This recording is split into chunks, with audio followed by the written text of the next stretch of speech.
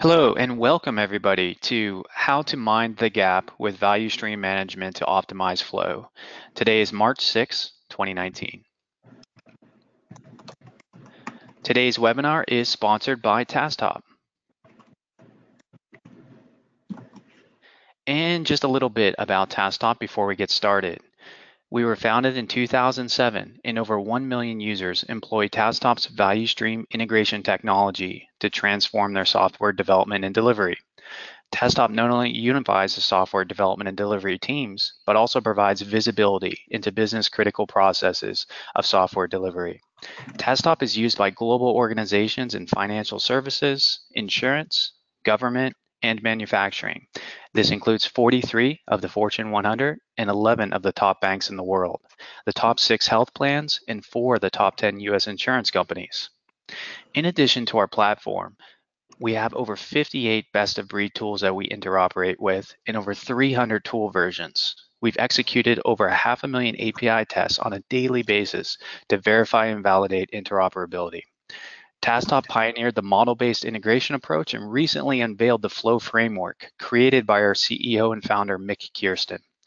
The Flow framework helps organizations derive value stream metrics that can help track the flow of business value and software delivery in a way that both the software delivery organizations and the businesses can understand. You can learn more about TaskTop and the Flow framework at www.tasktop.com. And also brought to you by myself, Matt Anger, and our co-leader of this software lifecycle integration group, Jeff Downs.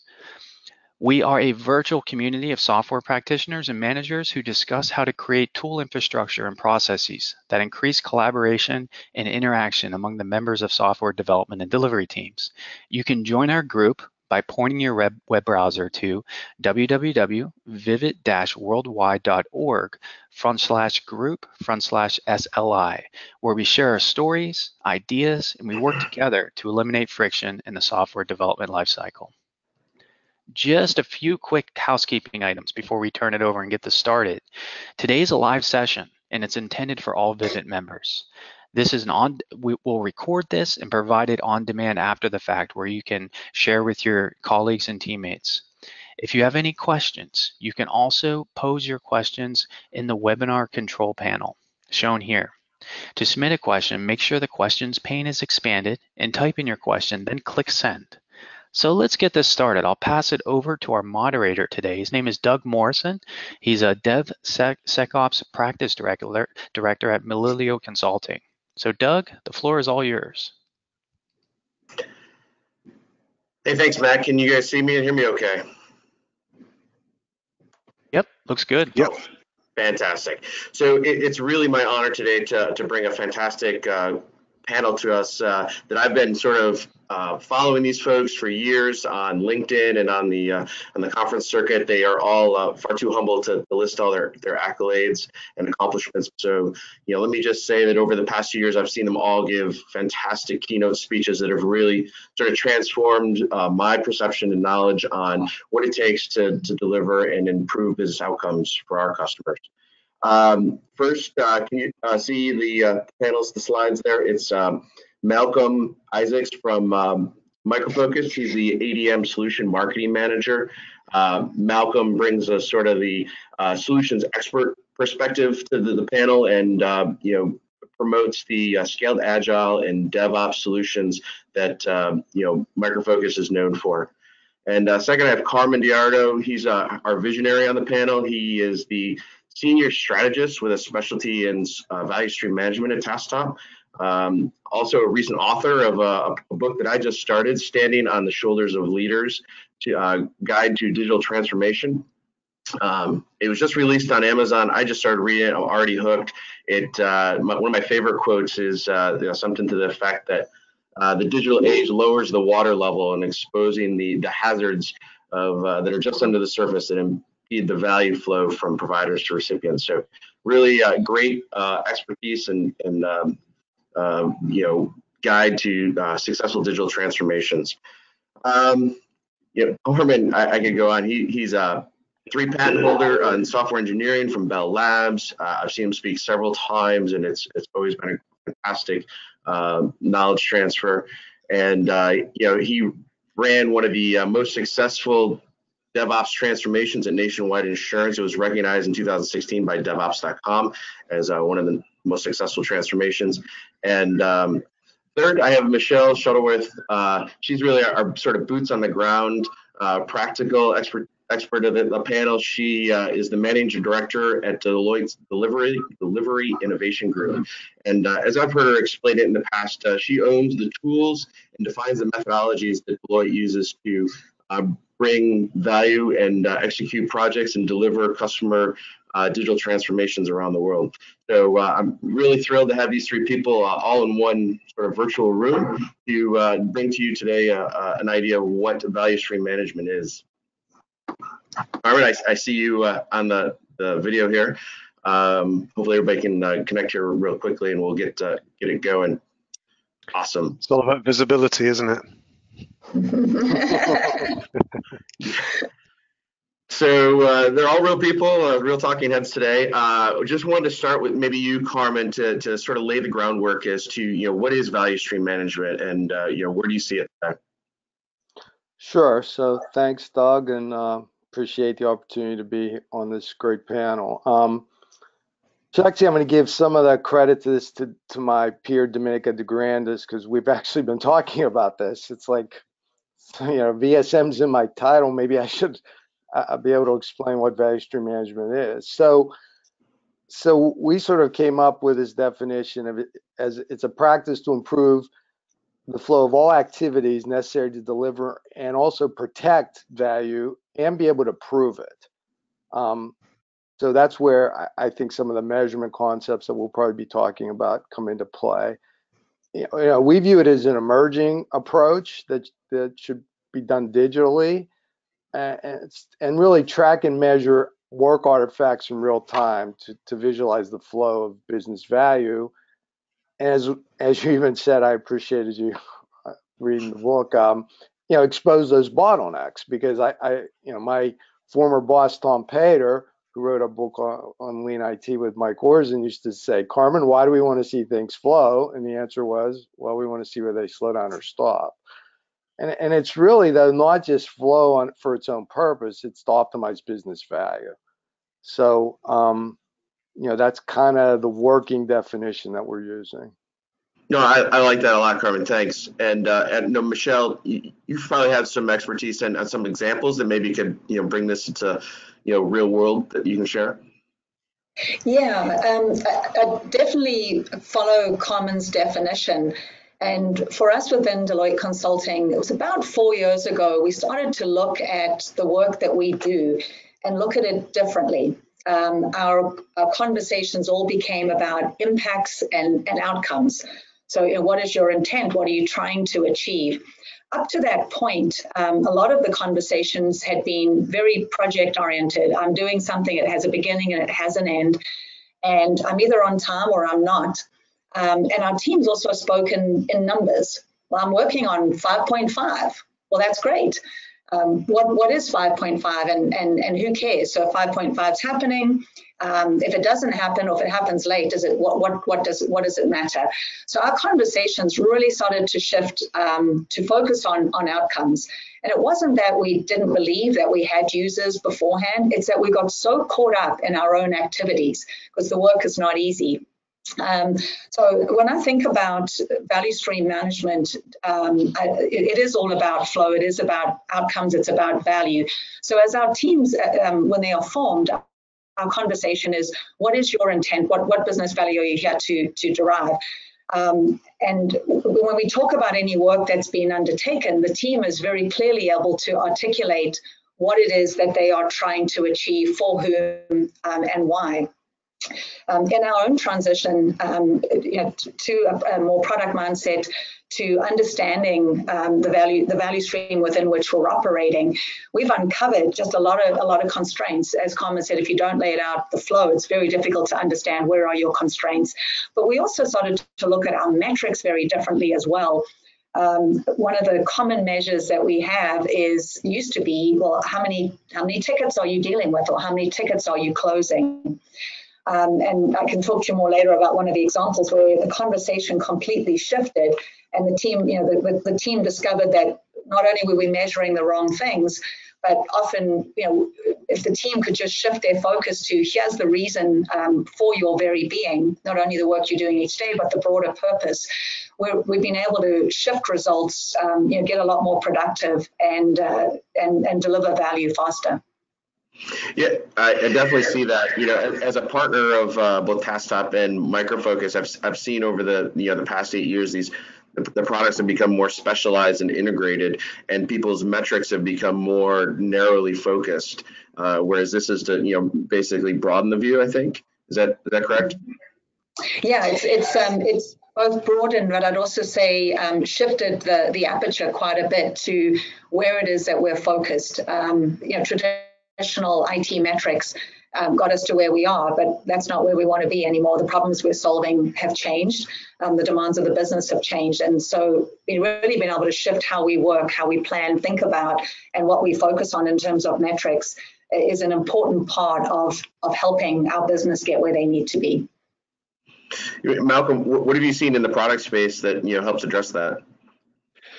Well, it's no secret that many of the products that we do are directly related to, to managing and optimizing value streams. It's about capturing the metrics. It's about testing. It's about measuring things. It's about making them visible, as I said right at the beginning. It's about putting them up in front of the team so that everyone, is looking at the same information and they've got that kind of reference back to, why are you doing this? As Michelle said, what is your raison d'etre? Why are you here? And you can continuously see your relevance because you can see the work that you're doing. You can see the quality of that work. You can see where it's going and where it's ultimately destined. So we use our tools internally to develop our tools. So over the last 8 years or so, you've seen a shift in within the industry, and if you've been seeing the stuff that we've been putting out, there's been a huge shift in our more recent products, where we've moved to a more software as a service model. We've moved to a more of a continuous deployment type of model. We're releasing much more frequently. And we're able to trace everything that we do, all the way from the business requirements down through our pipelines, down to the business, down to the release, and then coming back with the feedback that we get from the field, bringing that back in for the next our next iterations or our next set of user stories that we want to work on. Yeah, I can definitely say that you guys have changed your mindset about open source and embracing all the other products that make up the whole DevOps value stream, and with that somebody has to sort of put it all together and give visibility to the business, and I think that's what we're trying to get to, right? Maybe Carmen, you can talk about how TaskTop helps realize that or recognize that. Sure. So I think when we looked at, Mick's book is all about project to product, but I think when we looked at it, when I was at Bell Labs, maybe you're referencing Mick's book, and I think it's a fantastic read. Also, maybe you can just give the title and what it. There you go. Yeah. I wasn't in a hotel. I'd have mine with me too. Right. So project to product, which is by IT Revolution, Gene Kim's company. So if you go to itrevolution.com, you can see it. But I think when I came into Nationwide, what I found is this project-centric model, which was almost like a new IT world to me, a little bit scary, where and I think what we saw were things like instead of bringing work to teams, people were moving to the work, right? So you were constantly forming and reforming teams, and so I think through the development of the book, we came up, there were these common problems that we saw with the project model, and I think probably as we go through the call, we'll get into some of them, but I think one of the key ones was IT was disconnected from the business and the vision. and we're speaking different languages. You know, IT was a black box and solving its own problems, which got into having this model of a cost center. So mixed model was really around, well, if you want flow, first of all, you need integration, right? So TaskOps was really around integrating tools, but not just the tools, it's really the artifacts, because the artifacts kind of tell the story in your value stream. You know, the features, the defects, the incidents, all those artifacts are floating around, but we tend not to have them tell their story, right?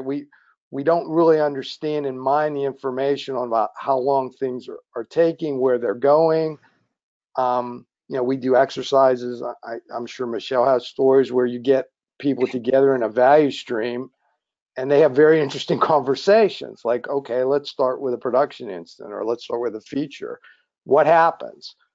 Till the point where it gets released. And there's all kinds of conversations. Well, there's emails and there's meetings. And who knows, you know, it may be in a tool, it may not be in a tool. Sometimes it's in a tool. So it's kind of trying to get your handle around, you know, visualizing how these artifacts really represent the flow of features and defects and risks and debt, and then associating them with a value stream, because left on their own, they don't really tell a story. But if you can start to associate, you know, for this value stream, here's where a feature starts, here's everything we go through until we release it. And it's kind of a different way of looking at something like value stream mapping, because it's really relying on the digital footprint that we're using from the artifacts and the tools. And then on top of that is then flow metrics, right? Things like flow time, flow velocity, flow load, which is WIP. And I think an important one is flow distribution, because many times in a project-centric world, everything's about features. But in a product world, you have to look not only at features and defects, but also risk, because we know how important that is. And then debt, which is your investment in how to go faster, either technical debt or process improvements. And so it's trying to give more of that holistic view from a value stream product perspective, so that you can then have the right conversations about not just flow, but also about business results that come from that. Yeah, I think that's a great concept, that those four things really provide value to the business, and they're really mutually exclusive, right? That the IT only has so much capacity, so you have to pick and choose. And traditionally, maybe some of them were not being well communicated to the business, and when they carved out time from enhancements, and the business thinks that nothing's happening, right? So, you know, Right. maybe, Michelle, have you guys seen anywhere where people have been successful at demonstrating that, and what effects that might have? Yeah, so as I was listening to Carmen, I was thinking about a couple of different things, not only what our journey was, but what I see with clients, and also where people are struggling.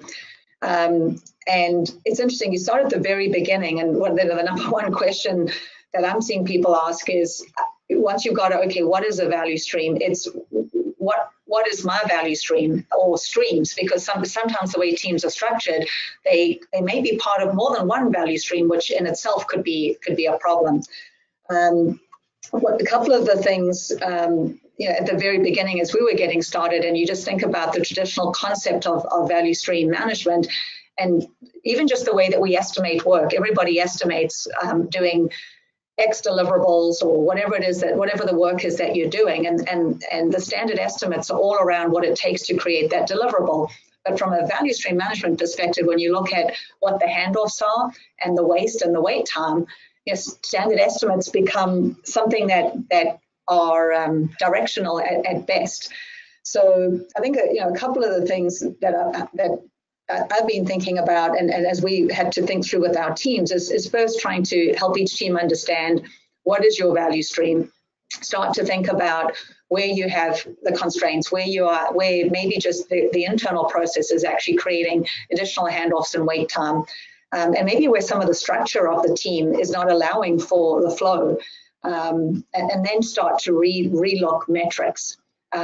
because the example that I gave at the beginning, traditional metric is how many tickets am I dealing with, or how many tickets am I closing, without thinking about the example that I had in my mind is one of our teams that deals with provisioning of software, and an ideal situation would be that there are no tickets, because if you need software, surely you shouldn't need to request software and then have a problem with making that request and needing to open a ticket. So it's really interesting as the team starts to have a look at what is the value that they are focused on, what is their flow, where are their constraints.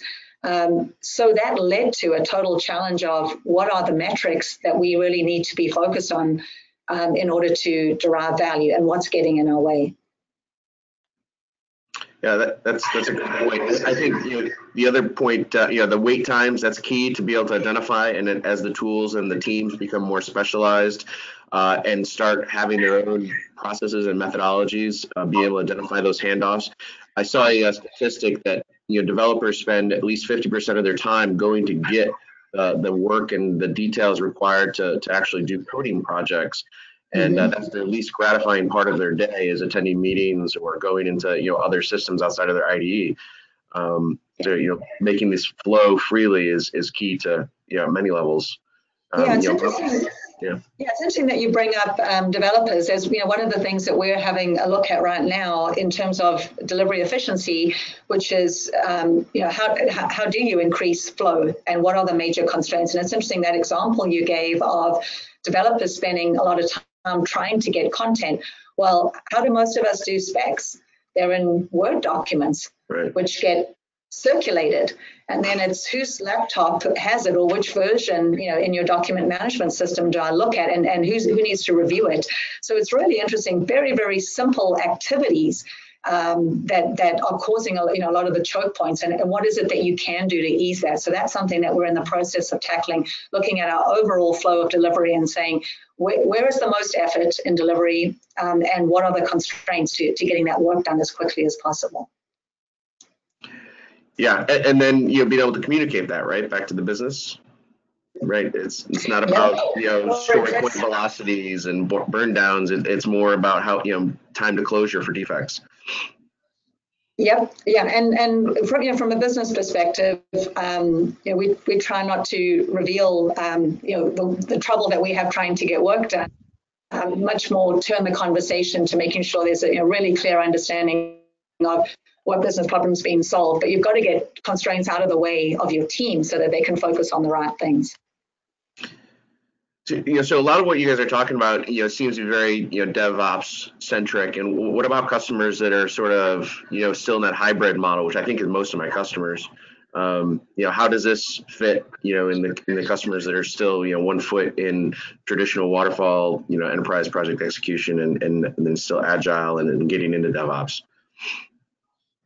Yeah, I mean, I don't know that I don't know that it really matters what your delivery approach is, because I think any of us are yet to find users, who wanting anything other than their problems solved.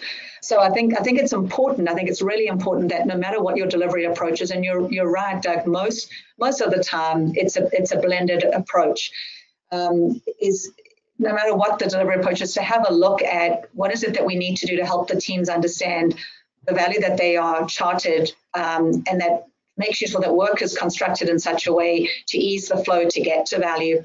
Most of the teams, I was giving you that example on the provisioning side, I was sitting recently listening in a meeting, and the conversations around work that the teams were doing, and yet I kept hearing the same thing over and over again about multi-factor authentication. And so the question I asked is, well, what is the number one complaint that our end users have? And it's like, okay, they hate multi-factor authentication. It's like, okay, it's an evil we cannot make go away, just given the cyber world that we live in. But why don't we take all resources and let's focus on solving that biggest pain point? So it's definitely, regardless of the delivery approach, I think just recentering teams on value, and then helping direct capacity to those largest problems to get them out of our way, versus just coming in on the same grind over and over again, regardless of the noise that you're hearing. And it's a simple thing, but it makes a massive impact to our end users. So I think I hear you saying that it brings visibility to the prioritization and sort of level sets everybody's priorities. Exactly. Yeah. Absolutely drives what work needs to get done. That's tremendous, and I think also bringing that visibility to the priorities or the impacts that it has to the business not only helps demonstrate IT value, but also gives employees sort of that gratification of what they did matters too, right? Yeah. I mean, I don't think that you can underestimate the impact on morale. All of us, cannot find enough talented team members, and everyone that we have, you want to retain. So I do think it's incredibly important. If I look at the way we were working going back about 4 to 5 years ago to the way that I see teams operating now, just the impact not only on productivity, but more importantly, a focus on continuous improvement. The team knows, because they've heard me say it, they really have learned how to learn, continually challenging and redefining for better outcomes. But it's actually improved morale of the group as well, which I think is really important. So yeah, one of the results in mixed flow framework on the it's called a business result. I mean, is happiness, but it's not the happiness of the consumers of the product. It's the happiness of the team working in the value stream, because as Michelle said, it's kind of a leading and a lagging indicator. If a team is happy, they're going to be more productive. If they're more productive, definitely, they're going to be happier. And Mick actually tells a story about, there's relationship there to debt, that if you have a team that's drowning in debt, then it's going to affect their happiness. And you're going to see that also in the other flow metrics, but that's something that needs to be prioritized and made visible. And a lot of times I see teams are not given capacity to actually focus on making the next thing better. And so, that gets you into a death spiral, because if you're not investing in debt, all those other flow metrics are going to go the wrong way. So, that's a key learning and a principle that we have to keep front and center as we take teams through this journey. So for anybody on the call that's not familiar with the concept of technical debt, can anybody just explain that real quick? What is the value that is? Go ahead, Malcolm.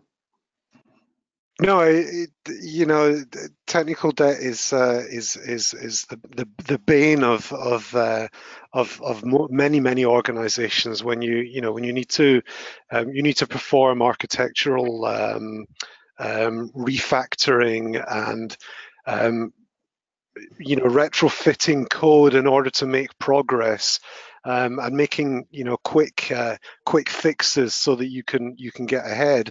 But in the back of your mind that at some point you're going to have to go back to that quick fix, and you're really going to have to do it properly, because if you build on loose foundations, those foundations are eventually going to give away. It might not be today, it might not be tomorrow, but it's going to be someday, and you're going to have to pay the price. And debt is a very good word to use for it, because if you don't pay it back, you're going to be paying interest on it.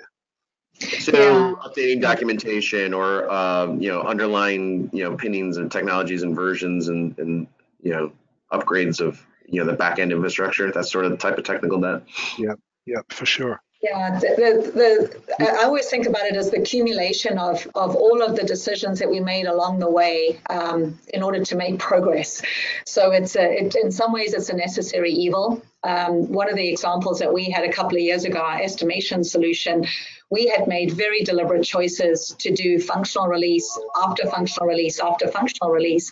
That was because we were being responsive to needs that came directly from our end users. The impact that had on us was we had chosen not to do, using your example, Doug, any architectural reviews. And what was interesting is our team was becoming pretty worn down.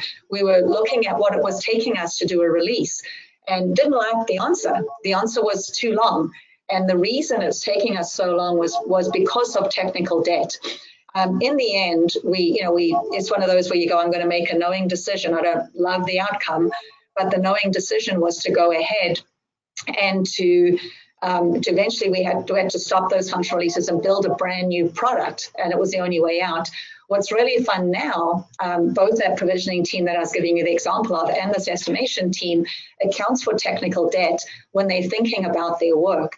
And they ask, when they're doing their planning, their quarterly and sprint planning, they allocate a certain amount of capacity. And that is really rewarding because you know that we're on a different path when the teams are making different choices. Yeah. I think technical debt typically is that black box of IT that people see as a cost center, right, and never gets exposed.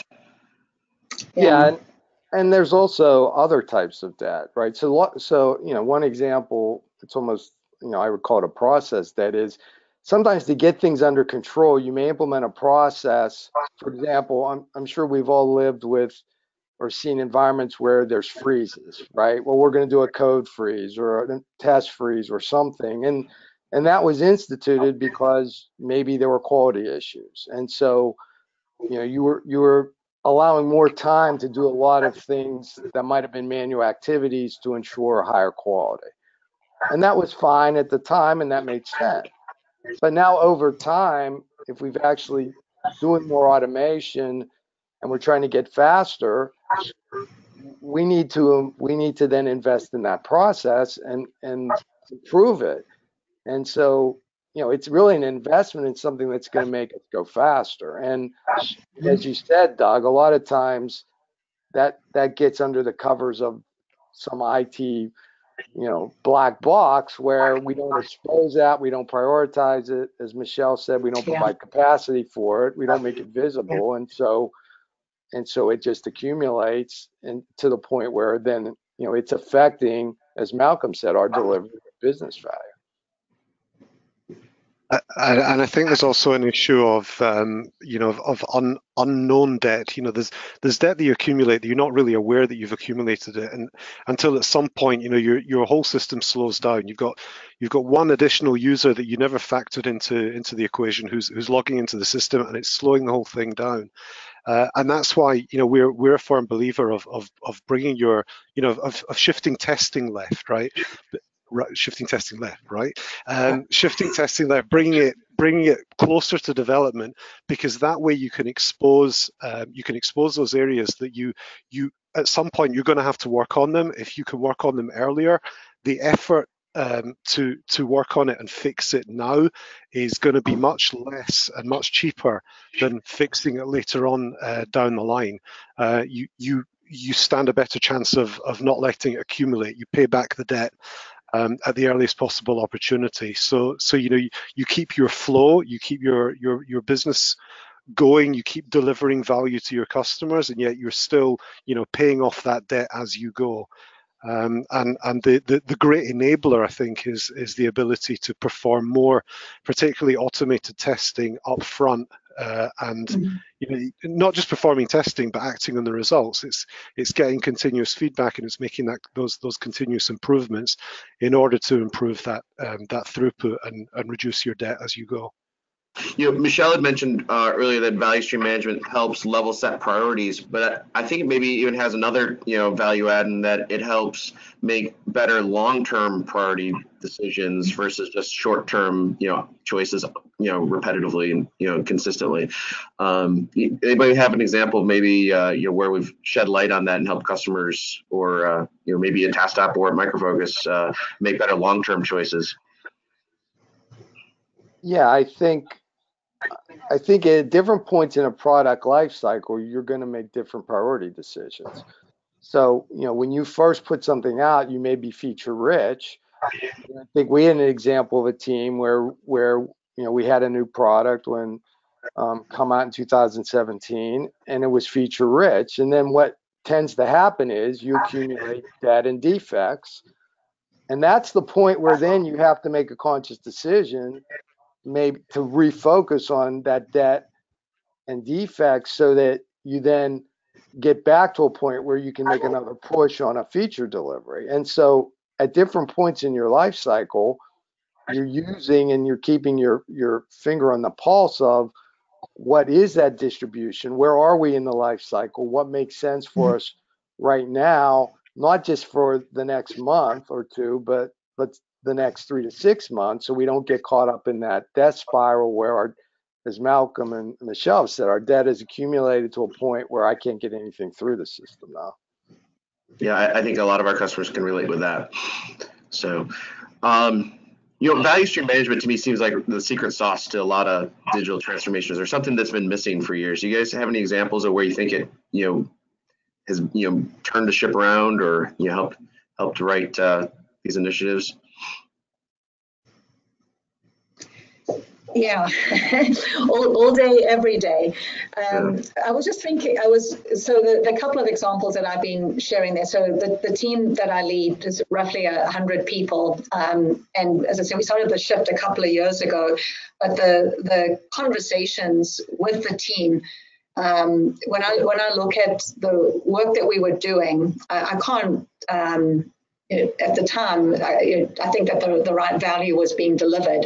But if I look at where we've gone, and I don't believe that there's any group that would be in many groups that would be in remarkably different situations, year on year, we don't get more resources.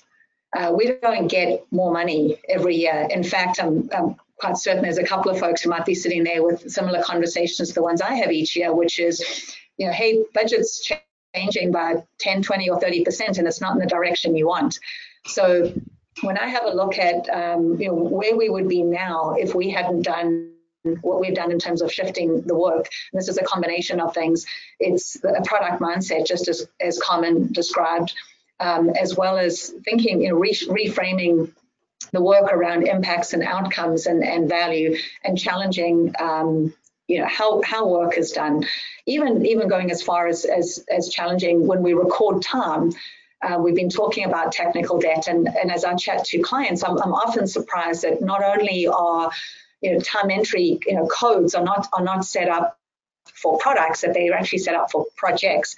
And that time is not tracked around where am I doing continuous improvement and where am I doing operational style work. Some of it is necessary evil just to keep the lights on, but a lot of the operational things we've been talking about, like improving how you work, is what frees up that extra capacity. So I can say, fairly comfortably that had we not shifted how we were working, we would not be able to hold the portfolio we hold today. Our portfolio is about 10 times the size that it was in terms of the number of products that are supported, number of end users, than it was 5 to 10 years ago. But our team hasn't grown in that way. So that's an example of, what do we do to deal with the ongoing business challenges of your budget? Budget's getting smaller each year. Demands are certainly not getting smaller, they're increasing. So what we've been hearing for 20 years around better, faster, cheaper, and happier, which just to quote John Smart there, it's only getting louder, it's not going away. So. Yeah, I think that's a great perspective, and I think maybe traditionally I've seen customers that just track their efforts based on operational versus innovative project work, the two categories, and they always treated the operational work like it's sort of a necessary evil. Yeah. So, Malcolm, did you have? I know so for us, has gone through that too. Yeah, similar story. Yeah, so I was going to say, well, you say Micro Focus has gone through it. I say we're going through it, and I think that's probably true of most organizations today. I would not say that we're done. We're continuously looking for more places where we can optimize more, in particular, more opportunities for cooperation or collaboration. Not so much within product groups or business units, because we've been doing that now for quite a few years with great success. But we're now talking in terms of breaking down silos between different product groups and cooperating across those those lines, which is a bigger challenge. It's a very juicy challenge. And I think the benefits are huge. So it's something that we keep on doing. We keep looking for the next thing to improve, and the next place where we can optimize. So we're not done yet. I think that's a great point, right? I don't, it's a journey, and I always encourage people to start small, treat it like an experiment. Nationwide has a great story. If you go out and look for Cindy Payne and Jim Grafmeyer give a great talk at the Chiefs Conference in 2017 on this. And, you started and you treat it as an experiment. And from that perspective, then, you get stories from those teams that are being successful, because a lot of this gets into culture. And the stories of teams that are successful is what really starts to make a difference from a culture perspective. Because I could give talks, my team could give talks, but it was really that culture of the other teams and them taking credit and them giving the talks that made a difference. So, don't be afraid to start small, experiment, and build those success stories, because that really then starts to drive the culture and get other teams excited about what they're able to do. And I love your use of the term experiment, because a lot of what we do is around experimentation. And I think to be successful, you need to have an environment that fosters experimentation and doesn't punish failure. I think it's very important that there is backup from the top to allow people to make, to have a certain amount of self, responsibility within their own areas, and go ahead and make some changes. Obviously, make them sensible changes, but if it doesn't work, then that's fine. Just course correct, learn from the mistake, and fix it. That's the best way of learning. Is to fail and pick yourself up and learn from your mistakes. And as long as the culture of the organization allows that, without punishing that kind of behavior, then you're definitely doing the right thing. Yeah, I think this is a concept that can apply to anybody, which is brilliant, and I think it really does speak to the value. It's right in the name, and that's the key motivator to anybody that wants to make transformations. Where do you suggest customers start? How do they get started with educating, or maybe even without making a big deal about it? How can they innocuously slip this concept in? Oops. Well, I think I already talked a little bit about. One of the approaches that we used when I was at Nationwide was we encouraged teams to do a book club around the DevOps handbook, and we viewed that as. But then what we said is, we want you to come up with a list of things that you think will make you faster, right? Going back to the Deming concept, the people who are doing the work have the best idea of how they can get better. And they came up with ideas really that kind of blew us away, right? We thought, we had a team of folks who was sort of this center of excellence across the value stream. And we had ideas of what we thought would make people go faster, but they picked things sometimes that completely surprised us.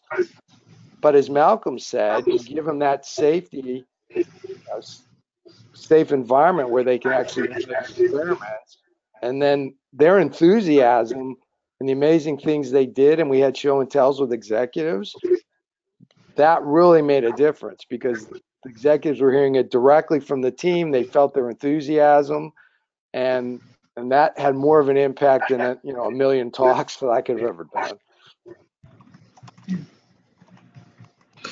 Yeah, that's a great example. And you maybe the other one I was thinking too is just starting with an artifact and mapping the flow of an artifact through an organization, right? Right. We have the exercise that we call value stream canvassing, which actually just starts with, like I said, either an incident or a feature. And I think Michelle probably alluded to this, right? You get the people in that value stream, have the conversation about, well, what happens from this feature until production. And it's kind of a lighter form of value stream mapping, but it still has, you capture that information and try to see what artifacts are actually impacted and how maybe, because it's really about where the work is waiting. It's not the people that are waiting. Yes, people always find something to do. It's the work is waiting, and it's hard to know where the work is waiting because you can't just go up and see it. So doing some visualization of that, I think, is, you know, very eye-opening for people. Would actually, we've had managers that attend these and say, wow, I didn't know that's how things work, right? So, you know, you're getting value when the managers are learning how things actually work, because not everybody was ever there to tell the story at one time about actually how did we go from a portfolio team to writing the code and then releasing it in production.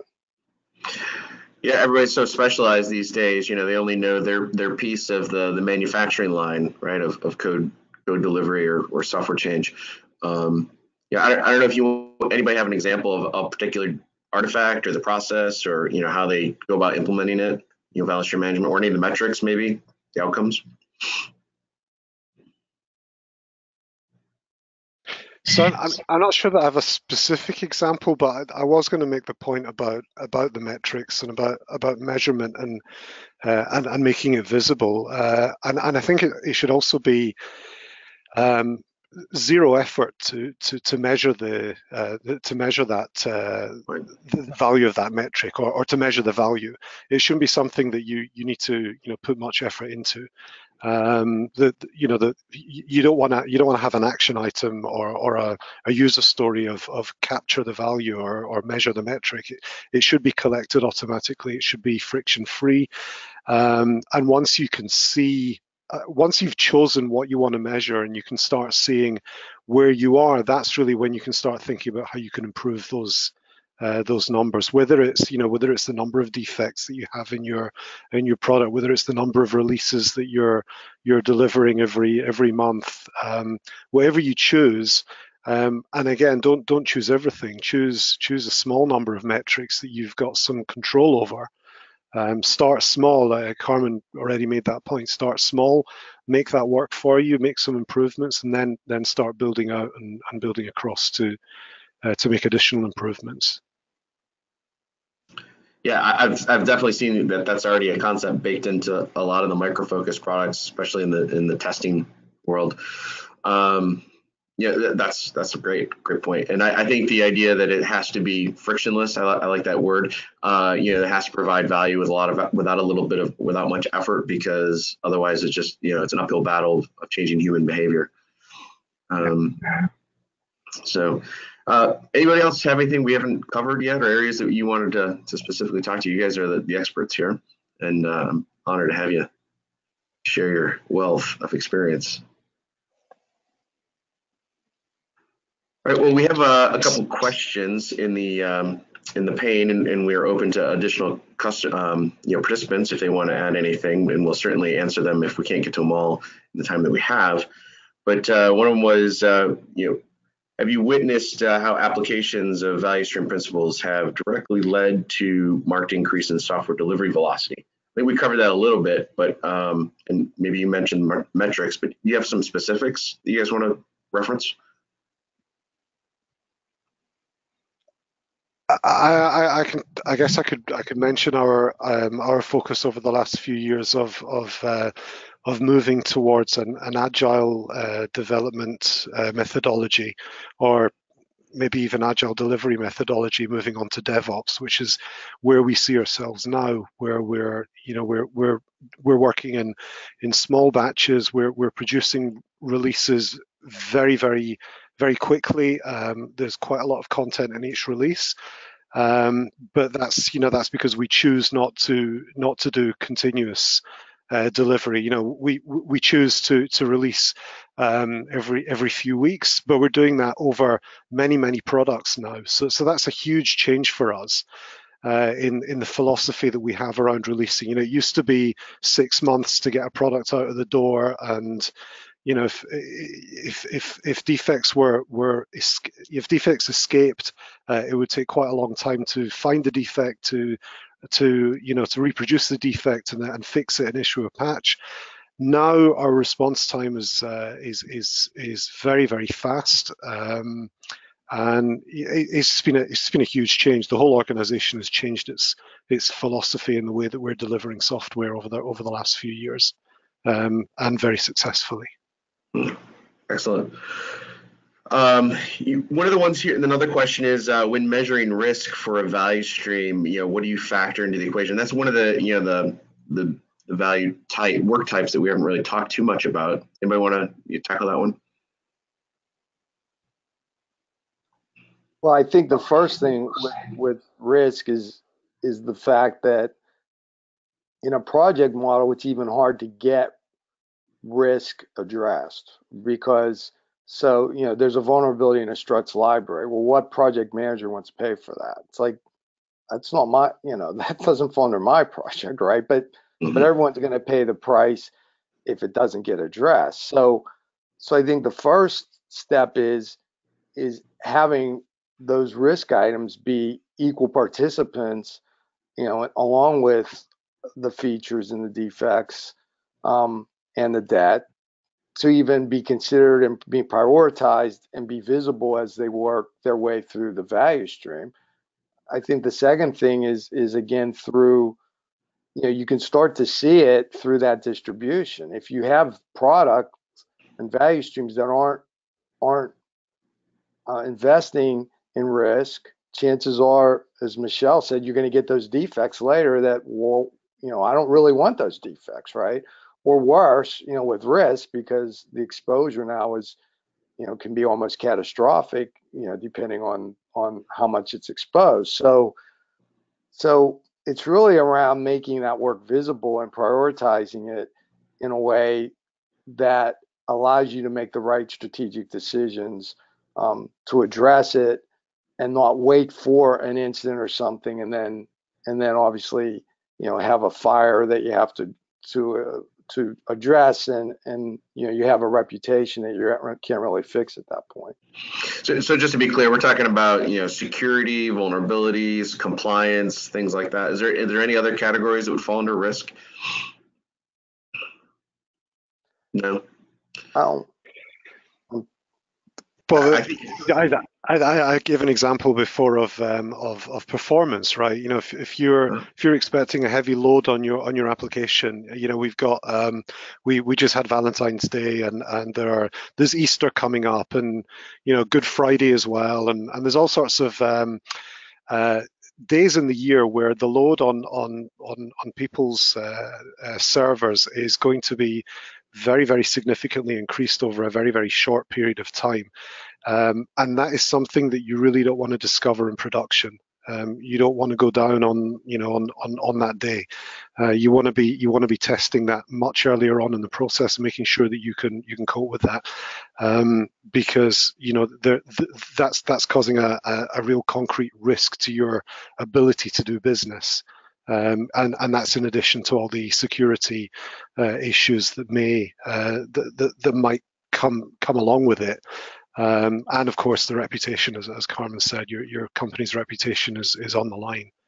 Yeah, that's a great one, Malcolm. I hadn't thought of that. Performance validation is something people typically only think about at the time of new implementation or re-architecting new hardware or something like that. But it's really an ongoing risk if it's not properly mitigated. Yeah, that's a great point. So, is there any other questions here? Have you witnessed how the application value stream principles have led to, I already talked that one, sorry about that. Small window. Do you guys have any other questions, or if there's a... Well, I wanted to address the title of this session. It's actually Mind the Gap. So a colleague of mine, Sylvia Davis, she wrote a blog called Mind the Gap, and she actually used the London Underground as her kind of metaphor for value streams. It was an evolving system. It grew in lots of unintended ways, and it kind of equates to software in large enterprises. And mind the gap is a phrase that is very, very strongly identified with the London Underground. So I think symbolically it's also about visibility and connected tool sets and connected parts of the organization. So you have that gap within the organization. So you want to try and minimize the gap and have that, you know, smooth flow of artifacts and work within the organization. But just a little story, because I was looking up Mind the Gap. So the original phrase was recorded by a number of people, but one person in particular was an actor called Oswald Lawrence, who recorded it in the late 1950s. It's a very iconic recording of Mind the Gap. It's kind of mind the gap. It's it's really, really stands out. And it was used on the Northern Line in the London Underground, and it was gradually replaced by other recordings. Now, he died in 2007. His widow, Dr. Margaret McCollum, used to visit the Embankment station just to hear the recording of her late husband's voice. But by 2012, the only station that was still using it was the Embankment station, and it, to me, as I was reading the story, I was thinking this is it was a part of a digital transformation actually within the London Underground, but there was one part of this digital transformation that she felt very, very strongly attached to. So she came to the station one day on it was the 1st of November in 2012, I believe. Her husband's recording had been replaced by a different recording, and she actually asked the Transport for London if she could get a recording of the announcement for herself, for so that she could hear it. And they were so touched by her story that they gave her a copy of the announcement on a CD. But they also actually restored it at Embankment Station, and you can still hear it today. I thought that might be a nice, interesting. That is pretty iconic, and I do love that metaphor that in Sylvia's blog post. That is an excellent read. If anybody hasn't seen that yet, maybe we can include a link to that, because we definitely owe the title of this session to that post. That was the first time I heard that reference. So thank you. Anybody else? Any last bits to add? Anybody have anything we haven't covered? Great. Well, I want to thank everybody for their time. Matt, I'll turn it back over to you if we have any other last slides to close out with. Oh, here we are. Just wanted to remind everybody of some upcoming Vivid events. They're here on the screen. I won't read them all to everybody, but excellent content provided by Vivid, other sessions that I highly recommend. Oh, and also, I know all of us here will be at the Adm Summit. At least I will be, and Matt, everybody else in the panel, are you going to the Adm Summit? Yeah, excellent. This is very good event that is very focused on these topics and others in the DevOps toolchain and lifecycle, and a great opportunity for everybody to network. So if you haven't considered it, please look into attending this event. I think it's one of the premier in the annually that we look forward to getting in touch with all the customers. Awesome, and thank you so much, Doug, and thank you for all the panelists for this exciting conversation on value stream management. I just want to let everybody know that joined today's webinar that we will be providing a link to Sylvia's blog article on Minding the Gap. It's an excellent article. We encourage you to read it over. Also, too, we're going to shoot out a short survey after today's webinar, so we'd love to hear your thoughts on how we can better serve you in the future. And as always, point your browser to vivid-worldwide.org.